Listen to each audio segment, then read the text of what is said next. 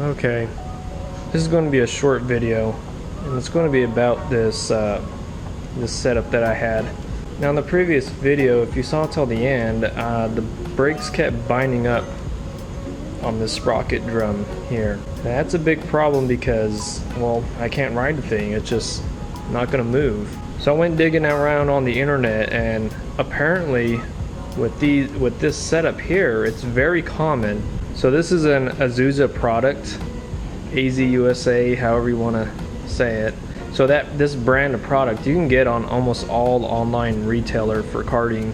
I got this one from OMB Warehouse, and I've been messaging them, and we've been talking about this problem, and they went and forwarded me a PDF from the engineers.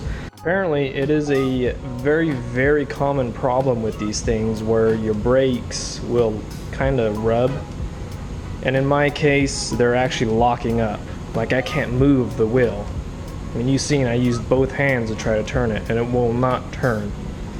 But I'm not the only one. A lot of people, I think about like 80% of people that get this will have that problem. Now a lot of people say that the backing plate, the bore is not centered, and that's absolutely right. That's not centered. From this angle you can't tell, but from behind you can tell that center bore is not centered. It's kind of off, just slightly. That explains why I am rubbing here.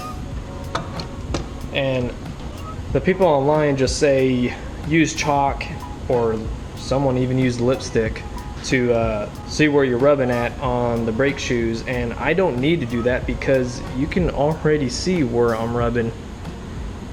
Back here is not making contact, but up here in the front you can see that I am making contact. In fact, that's where I'm rubbing the most. Back here, not really. I'm catching up here. And that makes sense because this hole is off this way. It's not really touching back here, but it's touching here. And when I go to spin it, you see how it catches. There's just no way. Now there is supposed to be a little bit of resistance, but not that much resistance. This is a spacer I cut, and it's as straight as I can get it. But not just that, but also apparently this drum sprocket is stamped, and it's not true either. It's kind of out of shape. I can't see with my naked eye. I don't think most people can, but there's nothing wrong with the wheel itself. Apparently people have a problem with the wheels where they wobble a little bit. These wheels are fine, they don't wobble on me. All my problems come from this and the sprocket drum. And this is what they're saying. First time users sometimes claim that the brake drum is out of round, or that the brake is binding, which in my case it is, when in fact the brake components are all within tolerance. I highly doubt that. But the users disregard the assembly instructions.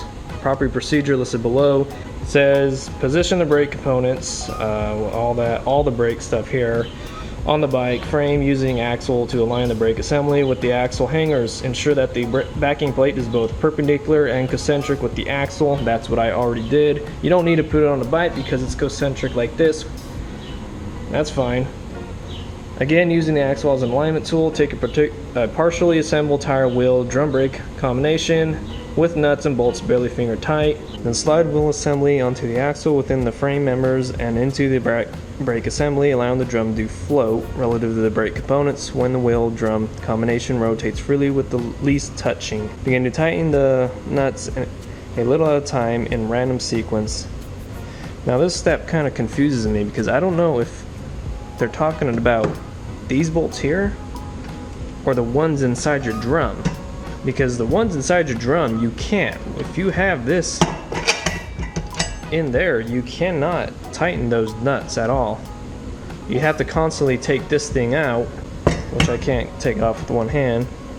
So they must be talking about these here, but this wouldn't affect any of that. Check by rotating the wheel as you tighten the nuts. Keep the drum in the best available position relative to the backing plate. So that was them saying their thing. Didn't really help. I did go and I went and swapped sides from, because originally this side had the drum sprocket, and I swapped it onto this side here. Nothing worked. Still moving. That's because that's off. The bore's off. Has nothing to do with the bolts. This is pretty flush. When I rotate it, there's no wobble whatsoever. So the rims were machined good, not this or this. So what I've been thinking, my remedy, a lot of people online would go and use some sandpaper and sand this down. There was a term for it and I forgot what it was called, but they'd sand the highest spots. And I could do that. I probably will, and see how this would work. And if that doesn't work, then I'm going to use this drill bit, which is, I forgot the size. It's a little over 5/8, just a little tad bit over 5/8, and rebore this hole just a little bit. So that way when I put it on, it'll have some slop, just a little bit of slop. And I'm going to push it away from this end here because this end is the high spot. And then once I get it to the position that I want by moving it over just a little bit, I'll take the, I think it's this one, yeah. I'll take the spacer that I cut out and just weld the spacer on. So the spacer is what is going to keep the backing plate centered to the axle. But before I do any of that stuff, I want to see what they say about it because I'm still in talks with them. This video would be more of a buyer beware of this setup here. If I knew I was going to run into problems like this, and the problems are very common, I wouldn't have gotten this. I wouldn't have bothered. Those steps are probably for people with warped rims, or maybe if there's some slop in it. There's no slop in mine. Mine rotates just fine. So this is just a quick video, and with that, I'll see you in the next one.